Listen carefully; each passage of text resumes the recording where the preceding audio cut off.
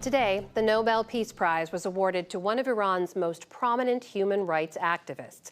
Nargis Mohammedi is in detention in Iran's notorious Evin Prison for, quote, spreading anti-state propaganda.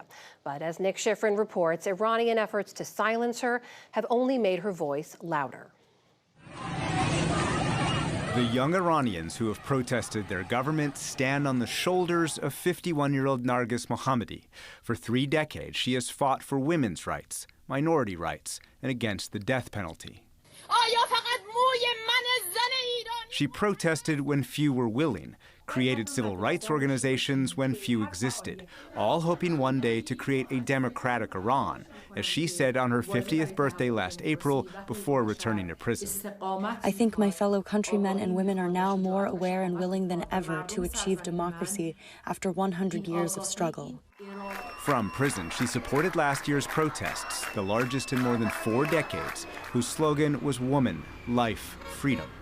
And this week, she criticized the government over this incident, a 16-year-old girl not wearing a hijab dragged off a subway train unconscious. Women, life, freedom. Today in Oslo, Norwegian Nobel Committee Chair Berit Reiss-Andersen said Mohammedi exemplified Iranian struggle. The Norwegian Nobel Committee wishes to honor her courageous fight for human rights, freedom, and democracy in Iran. Mohammedi's activism has come at enormous personal cost. Her twins are now 16. She hasn't held them in more than 7 years. And she hasn't seen her husband, Taghi Rahmani, in person for more than a decade. Today, from his home in Paris, he said detention makes his wife more determined. This Nobel Peace Prize will open a door for Narges's motivation in fighting for human rights. It will make her fearless. This prize actually belongs to the people of Iran. In total, she's been arrested 13 times and sentenced to 31 years. But this year, Mohammedi told the New York Times, "Prison walls might keep me confined, but I look above the walls to the future." In a statement from Evin Prison, Mohammedi today said, "I will continue to fight against the relentless discrimination, tyranny, and gender-based oppression by the oppressive religious government until the liberation of all women." Joining me now from New York is Summer Lopez, the Chief Program Officer of PEN America, which fights to protect free expression. She is also part of the Free Nargis campaign. Summer Lopez, thank you very much. Welcome to the NewsHour. How important is this prize for Mohammedi and her family? Thank you for having me, Nick. I think this prize is tremendously important. We know that these sorts of forms of recognition can really be galvanizing and give energy to people who are being held in prison and are struggling against repression. We know that it can inspire them to keep going and remind them that the world is with them, that their government's attempts to silence them and keep them in dark corners are unsuccessful. And she, of course, has been advocating for the ongoing protests in Iran. What does it mean, or what does this prize mean, for those people who are still fighting for the cause that she has been fighting for decades and so many people continue to fight for in Iran? Well, I think Nargis is always very clear that this isn't just about her. This is about the women and the people of Iran who are fighting for human rights and freedom and democracy, and for the movement of women, life, freedom that we have seen in recent years. And, I think that those protests, the big street protests, may have ebbed, but there continue to be quiet acts of resistance from women, especially young women, refusing to wear hijab.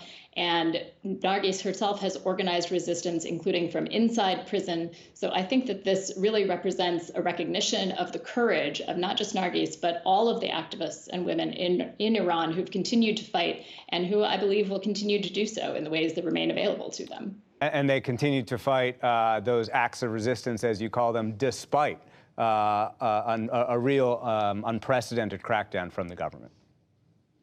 Exactly. And I think that's part of why the mass protests have decreased to some extent. We know there have been enormous numbers of arrests, including sort of preemptive arrests just before the anniversary of Mahsa Amini's death. Large numbers of people were brought into prison. Nargis herself spoke to that.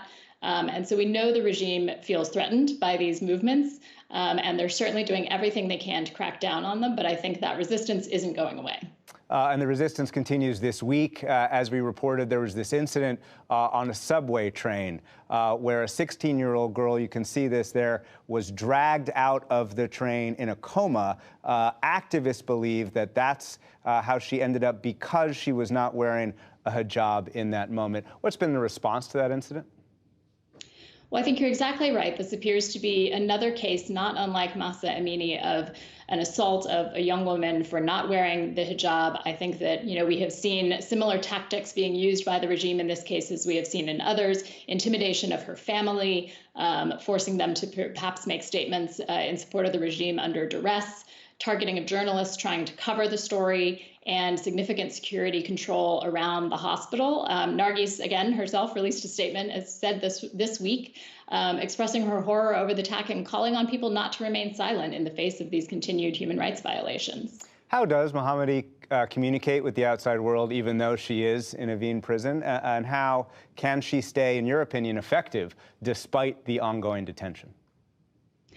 Well, I think there are always ways that these voices can be gotten out, and that's part of what we at PEN America really fight to speak to as well, that prison bars cannot silence writers and activists and artists' voices. And, as I said, she has been an activist even inside prison. She's documented violence and abuse against women in prison. And she's done everything she can to represent and tell the story of what is happening inside Iran's prisons, as well as to speak to the broader human rights situation. Summer Lopez, Chief Program Officer of PEN America, thank you very much. Thank you so much, Nick.